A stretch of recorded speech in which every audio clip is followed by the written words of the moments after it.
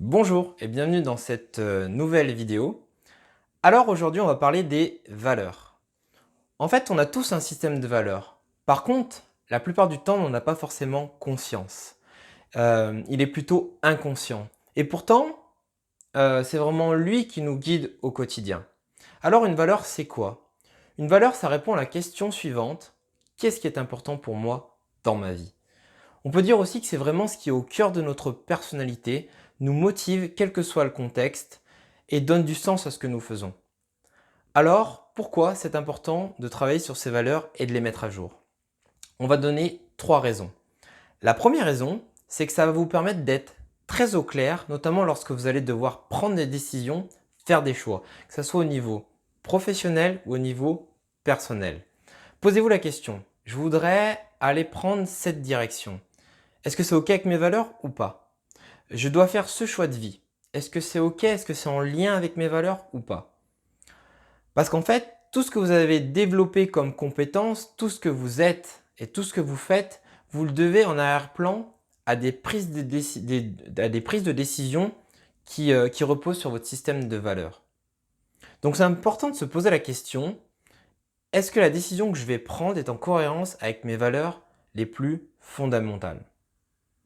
Si la réponse est oui, même si ça ne se passe pas forcément bien après avoir pris la décision sera juste parce qu'elles correspondront à vos valeurs. Donc, si elles sont conscientes, vos valeurs vont vous servir de boussole dans vos prises de décision. Elles vont guider vos décisions et vos actions. Deuxième raison pourquoi c'est important de travailler ces valeurs, c'est qu'en fait les valeurs, on peut dire que c'est votre carburant, c'est votre moteur en termes de motivation. C'est vraiment votre source principale de motivation. La troisième raison de pourquoi c'est important de travailler ces valeurs et de les mettre à jour, c'est que en fait, quand on vit directement sa valeur, on va ressentir de la joie. Donc être en accord avec ces valeurs, c'est fabriquer de la joie. Et en fait, on peut dire aussi que être heureux, ça consiste notamment à être le plus proche possible, le plus en contact possible avec nos valeurs. Donc, on va avoir un petit exercice justement pour les identifier, ces valeurs. Mais avant, je vous invite à avoir une première réflexion sur les valeurs à travers ces quelques questions que vous pouvez vous poser. Pensez au moment où vous vous êtes senti le plus satisfait ou satisfaite et les plus accomplis dans votre vie. C'était quoi les moments? C'était quoi les activités que vous étiez en train de faire à ce moment-là? Qui était avec vous? C'était quoi les aspects de ces expériences qui ont été particulièrement gratifiants? Et ensuite, on peut considérer aussi les moments les plus de défis auxquels on a été confronté. Quelles valeurs vous ont aidé à surmonter les obstacles? Qu'est-ce qui vous a motivé à continuer malgré les difficultés ou la difficulté? Ces questions sont vraiment intéressantes à se poser en préambule parce qu'elles permettent de prendre conscience de l'importance des valeurs. Maintenant, on va voir un exercice en 5 étapes pour vous permettre d'identifier votre système de valeurs. Alors, la première étape, ça va être de répondre à cette question. Qu'est-ce qui est vraiment important pour moi dans ma vie? Tout ce qui vous vient à l'esprit, vous le mettez. Ça peut être le respect, ça peut être la générosité, ça peut être l'altruisme, ça peut être la sécurité, la liberté, le partage, la bienveillance. Ne vous prenez pas la tête en disant c'est une valeur ou pas. Vous notez la première réponse, les premières réponses qui vous viennent à l'esprit. Deuxièmement, deuxième étape à cet exercice, une fois que c'est fait, on va pouvoir commencer à faire une distinction majeure entre une valeur et un moyen. Parfois, on peut confondre valeur et moyen. Prenons par exemple l'argent. L'argent, c'est un moyen. En fait, pour savoir comment on fait la distinction entre les deux, posez-vous la question, qu'est-ce que ça m'apporte de? Qu'est-ce que ça m'apporte d'avoir de l'argent?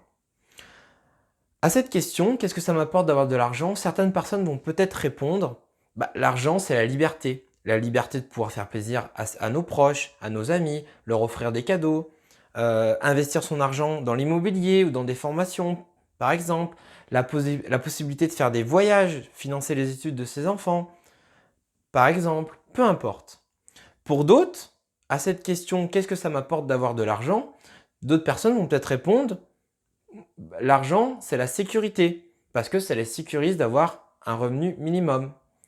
Ou alors, à cette question, qu'est-ce que ça m'apporte d'avoir de l'argent? Certaines personnes vont peut-être répondre, euh, ça va m'apporter une ouverture, un champ des possibilités pour pouvoir s'exprimer.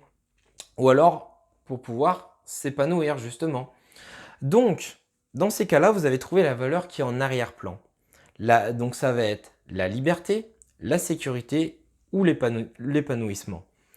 En fait, il n'y a pas de jugement de valeur à avoir là-dessus. Peu importe ce que ça nourrit. Ce qu'il faut, c'est que ça vous nourrisse fortement.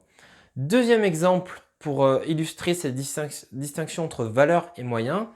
Par exemple, certaines personnes peuvent répondre, qu'est-ce qui est important pour moi dans ma vie? Ah bah, ce qui est important, ça va être la formation, me former. Alors, posez-vous la question, qu'est-ce que ça t'apporte de te former? Bah, ça m'apporte de mieux me connaître, ça me permet aussi de mieux connaître les autres. La valeur à ce moment-là, c'est la connaissance et vous allez utiliser la formation pour avoir une meilleure connaissance de soi et des autres. La formation est alors un moyen ici. Donc, quand vous avez un doute, vous posez la question, qu'est-ce que ça m'apporte de? Et la réponse va vous clarifier les choses. Parce que quand on a un doute, ça veut dire que je ne sais pas si c'est une valeur ou un moyen. Donc, reprenez chacune de vos valeurs, posez-vous la question, est-ce que c'est une valeur ou un moyen? Et si vous avez le moindre doute, vous posez la question, qu'est-ce que ça m'apporte de? Alors à ce moment-là, vous allez avoir peut-être, ou vous aurez peut-être 10, 15, 20, 30, 40 valeurs. Mais peu importe. Troisième étape à cet exercice, on va classer les valeurs, on va les hiérarchiser et les prioriser. Donc je vous invite à vous poser la question suivante. Dans la liste de valeurs que vous avez faites auparavant, quelles sont les 7 valeurs les plus importantes pour vous? Je répète, quelles sont les 7 valeurs les plus importantes pour vous? Donc imaginons, j'ai fait une liste de 20 valeurs et je veux en garder seulement 7. Pour vous aider à les choisir et à les classer, posez-vous la question suivante. Imaginons que dans votre vie, vous devez vivre qu'une seule de ces valeurs. Vous ne pouvez pas en vivre une autre, ça serait laquelle? Vous choisissez une valeur, il vous en reste 19. Parmi ces 19 valeurs, si vous ne devez en vivre qu'une seule toute votre vie, laquelle choisiriez-vous? Et ainsi de suite. Et en fait, ça va vous permettre de les hiérarchiser de la plus importante à la moins importante. Et vous gardez les 7 valeurs les plus importantes. Encore une fois, pourquoi c'est important de faire ça? Parce que plus on est au clair avec ces valeurs, plus on les a clarifiées, plus on les a identifiées, plus on les a hiérarchisées aussi, et plus lorsque vous allez avoir à prendre des décisions demain, que ce soit dans n'importe quel domaine de vie par ailleurs, vous pourrez vous référer à ce système de valeurs et faire des choix en accord avec vos valeurs. Donc derrière, vous serez motivé parce que les valeurs, c'est l'un des moteurs principaux de la motivation. Quatrième étape à cet exercice, quatrièmement, j'aime cette valeur. Je vais vous demander de donner une définition pour chacune de ces valeurs. Qu'est-ce que vous entendez par ça? Par exemple, j'ai mis le partage en valeur numéro 1, j'ai mis la santé en numéro 2, j'ai mis la responsabilité en numéro 3, j'ai mis le courage en numéro 4, et ainsi de suite, jusqu'à la 7e. C'est quoi exactement pour vous? C'est quoi la définition que vous en faites? Cinquième étape à cet exercice, la 5e et la dernière étape, c'est la mise en application. C'est là où je vais choisir des objectifs alignés avec mes valeurs. Quels sont les objectifs que je peux me fixer et qui sont en lien, qui sont en accord avec mes valeurs? Comment vous saurez que cette valeur, vous la vivez vraiment au quotidien de manière concrète? En d'autres termes, c'est ce que je dois faire pour vivre plus cette valeur dans ma vie. Sur quelles actions je vais m'engager?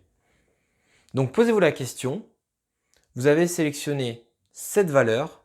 Derrière chaque valeur, quels sont les 3 comportements que je peux avoir et qui me prouvent que je vis cette valeur au quotidien? Ça, c'est important parce que ça va vous permettre de mettre en œuvre concrètement vos valeurs à travers vos comportements. Prenons par exemple la santé. Je saurai que je vis cette valeur si par exemple, j'intègre dans ma journée 5 minutes de cohérence cardiaque par jour, si j'intègre par exemple 3 fois 20 minutes de sport dans ma semaine et si j'ai une alimentation équilibrée. Donc vraiment, peu importe ce que vous mettez derrière, ce sont vos critères. Il n'y a pas de bons ou de mauvais critères, ce sont vos critères.